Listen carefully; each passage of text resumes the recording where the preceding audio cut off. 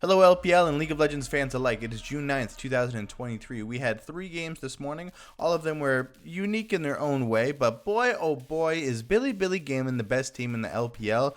Could you call them one of the best teams in the world? Well, we'll talk a little bit about that. And are the English casters for the LPL, do they just like to hear themselves talk? We'll talk a little bit about some of the weird stuff they said today, but all that and a whole bunch more, not really a whole bunch more, but all that and some more coming up right now. So our first game was Anyone's Legend versus Ninjas in Pajamas. Now in my week 1 recap, I said Anyone's Legend is probably the worst team in the league, and it's good to know that they're living up to that name at least, because they do not look good. Again, they look like they just don't look that great. Them against LGD, it's hard to say which one's the worst team.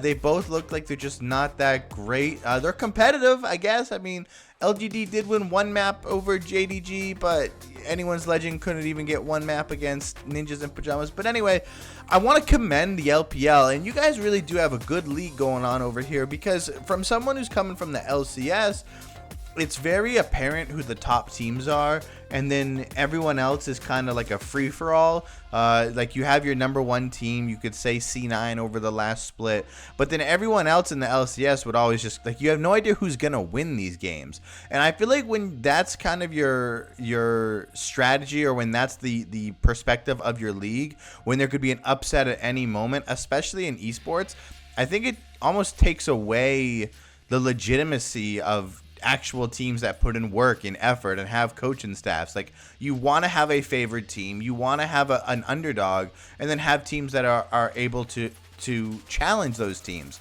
Now, a prime example of this is earlier in the week, Ninjas in Pajamas got stomped by Top Esports. Okay, they got beat 2-0 by Top Esports, who looked like a much better team. Obviously, I said this in the video, everyone knows Top Esports is a better team than Ninjas in Pajamas, but now Ninjas going up against Anyone's Legend, who is arguably a worse team than Top Esports and Ninjas in Pajamas. Ninjas in Pajamas looked like the dominant team. That is a team that has gotten better players, that has gotten a better coach, that has a better game plan, and that to me legitimizes the actual competition and competitiveness that we see in these leagues, whereas there are so many other leagues that you have no idea who's gonna win. There are clear favorites, there are clear underdogs, but then upsets will happen along the way, and that to me is what the LPL does very, very well. So clap, clap, clap, pat yourself on the back, guys, great job. Speaking of Top Esports, they rolled over Thunder Talk Gaming. There was no thunder, there was no talking, it was a light drizzle, it was a little bit of rain, and then the sun came out, got rid of the thunder,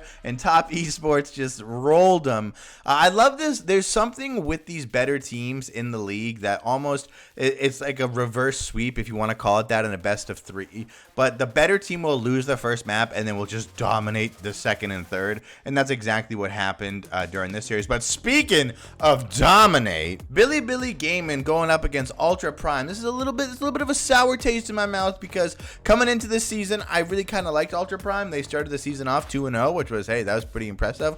Now, unfortunately, they've lost back-to-back games, but I think Bilibili Gaming at MSI was kind of the big reason, outside of the LCS possibly getting canceled, that I decided to come over to the LPL. So congratulations, Bilibili, for bringing me here. I'm sure that's a great thing. But anyway, Bilibili is 4-0. Now, I'm waiting to say they're the only undefeated team, because technically they're not, because Team We, who plays tomorrow, is 2-0, and they're going up against Invictus Gaming. They should win and go 3-0, but I mean, come on, Bilibili is 4-0. Give them the credit they deserve. They have not lost since MSI. Through their 4 series that they've played, they have only lost 2 maps. They have the highest win percentage of not only maps and series in the LPL, but they are just dominating everyone they play against. But unfortunately for Ultra Prime, they're getting a little too close to their spring team. They only have 2 wins. They only had 3 in spring. They've lost back-to-back games. It's not looking great for them. They do play Monday against Thunder Talk. That should be a good bounce-back game.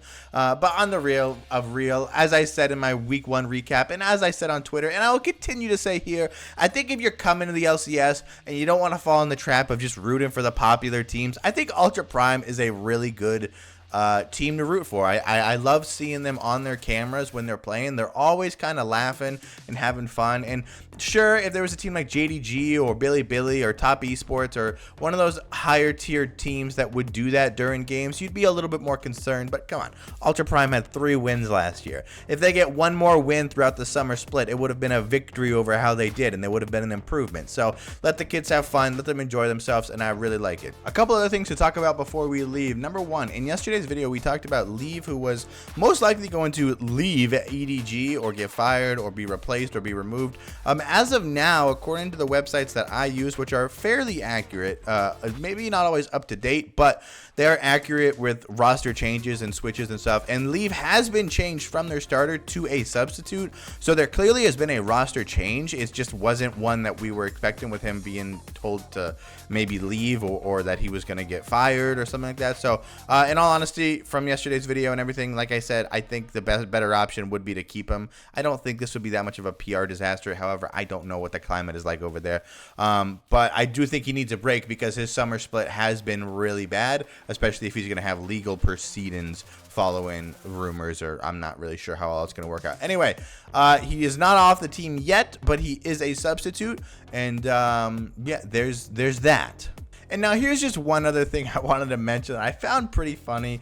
I don't know if anybody who watches the LPL, and this is just one other thing I found pretty funny. I don't know if LPL watchers tend to watch the English broadcast or if they try to watch the China broadcast. I try to go on Bilibili and watch it as best I can, but when I'm trying to get information, it's hard because I don't really understand everything they're talking about.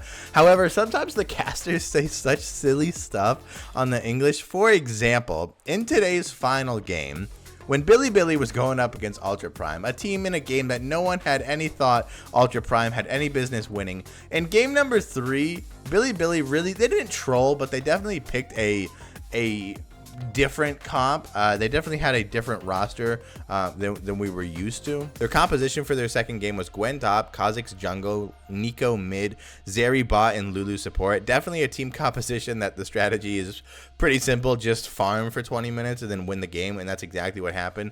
But during that game, the caster Kitty, who cast for the English version of the LPL, said that in regards to Bilibili, hopefully BLG can clean up their act before the playoffs, talking about how they were just kind of having fun and enjoying their game. And she said this while Bilibili had an 8,000 gold lead. They had 2 dragons, 4 towers, all while have only given up 5 kills and not a single tower of their own.